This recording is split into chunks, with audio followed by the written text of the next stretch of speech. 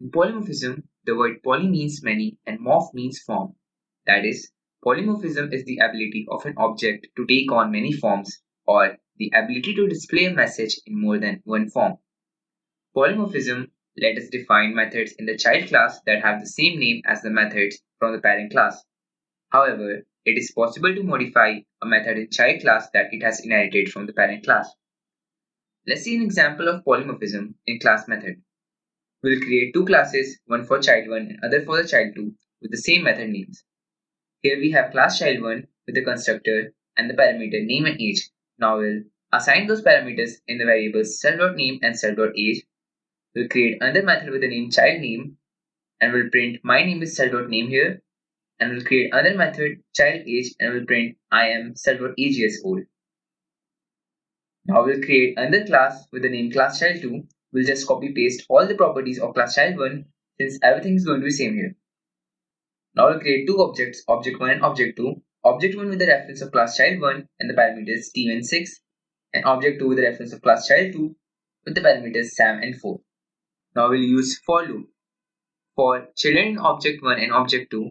Now we'll use our newly created variable children to call on our methods children.childName and children.childAge.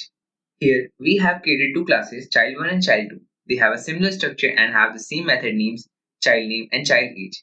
However, notice that we have not created a common superclass or linked the classes together in any way. Even then, we can pack these two different objects into a tuple and iterate through it using a common children variable, and it is possible to do polymorphism. Just as we saw in inheritance, the child class in Python inherit methods and attributes from the parent class.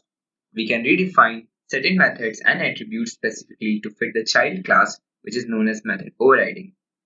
Polymorphisms allows us to access these overridden methods and attributes that have the same name as the parent class.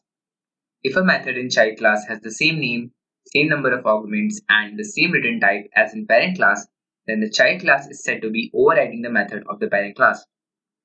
Let's understand it with an example. In the example, there's a hierarchy where parent class person has the method displayInfo. Child class employee overrides the method displayInfo and provides its own implementation. Example. Here we have class person and the constructor with the parameters name and age. Now we'll assign these parameters in the variables self.name and self.age. We'll create another method with the name displayInfo, and now we'll print name and age, and we'll create another class with the name employee and call our class person inside it. We'll create a constructor with the parameters employee ID, department, and name and age. We'll use super function and give the parameters name and age of the parent class. And now we'll assign our parameters employee ID and department in the newly created variables self.employee ID and self.department. And now we'll create another method with the name displayInfo. Now we'll call our class person's method displayInfo with person.displayInfo function. And now we'll print ID and department. We'll create an object of our class employee and give parameters 1 ID 1 and 29 and call our method displayInfo of the child class. We'll do the same with the parent class. We'll create an object of our parent class person and give parameters 1 and 29 and call on our method of parent class displayInfo. What we have seen here is method overriding.